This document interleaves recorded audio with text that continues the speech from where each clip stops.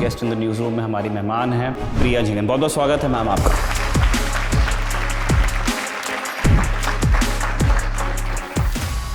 पहले कैडेट के रूप में ओटीए में पहुंचती हैं, कितना तैयार था ओटीए उस टाइम पे लड़कियों के लिए? उनको नहीं पता था कि हमें एड्रेस भी कैसे करना है। जो उस्ताद लोग थे वो हमको बोलते थे लेडी जीसी, मतलब lady gentleman cadet. Army chief को एक लेटर लिखा, उसका रिस्पांस आपको मिला। उसके 2 साल बाद एक एडवर्टीजमेंट भी अखबार में आती है जिसमें बताया जाता है कि अब फौज के दरवाजे खुल रहे हैं लेडी ऑफिसर्स के लिए भी। We are inviting young man to join the Indian army. वो एडवर्टीजमेंट थी on behalf of the chief of army staff, तो उन्हीं को मैंने चिट्ठी लिख दी। Why only men? Why not women as well? That's what I wrote. उस टाइम नहीं मुझे पता कि इतनी that history was being written. उन 2 सालों में आपने क्या किया, क्योंकि आपका तो बचपन से सपना था फौज में जाना? मुझे बहुत बुरा लगता था। I did not want to be an advocate. मुझे वकालत बिल्कुल अच्छी नहीं लगती थी। I was getting used to it. 6 महीने बीत गए थे। तो I was sitting in the bar room, newspaper खोला और उसमें देखा उसके सेंटर पेज में एडवर्टीजमेंट थी जिसमें एक वुमन इन यूनिफॉर्म की आउटलाइन थी और ऊपर हेडिंग था women the army beckons. JAG corps में 2 वैकेंसी थी, तो उस टाइम भी आपको थोड़ा भी नर्वस रही? ये नहीं उस टाइम दिमाग में, उसमें तो ये होता कि हो गया। I mean it's happened.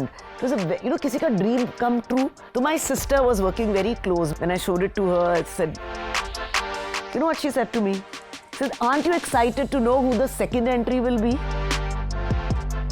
जो बाकी लोग वहाँ ट्रेन कर रहे थे, क्या उनको कभी ऐसा लगता था कि वो लड़कियां हैं तो उनको कोई छूट मिल जाएगी ओटीए में? 25 वहाँ गए थे ना, हम वहाँ पे लेडी कैडेट्स बन के नहीं गए थे, हम कैडेट्स बन के गए थे। मुझे नहीं लगता कभी उन्होंने हमें ऐसे ट्रीट किया कि you are a woman. We were same, we passed out together as batchmates. एक बार ऐसा हुआ कि जेंटलमैन कैडेट्स के साथ में पूल में उतरने को कहा गया। हमारी स्विमिंग उनसे अलग रहती। अच्छा। हमें उन्होंने कॉस्ट्यूम्स दे दिए कि आप लोग ये पहन के आ जाइए।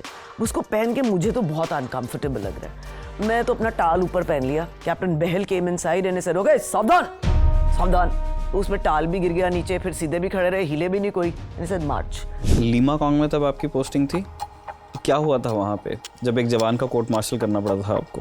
गेस्ट रूम में रह रहे थे, लाइट्स बंद हो जाती हैं, मेन स्विच ऑफ हो गया एंड मैंने देखा मेरा नॉब हिल रहा है। दरवाज़ा खोला and I rushed out of that room. और वहाँ पे एक प्रोसिक्यूटिंग ऑफिसर थे। I ran up to him and I told him, sir मेरे रूम के बाहर कोई है।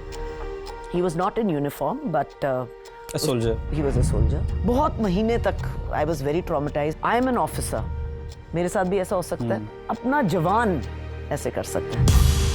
अग्निवीर योजना पर आपकी क्या राय है? अग्निवीर अगर आप देखते हैं स्मॉल टाइम के लिए बहुत अच्छी चीज़ है।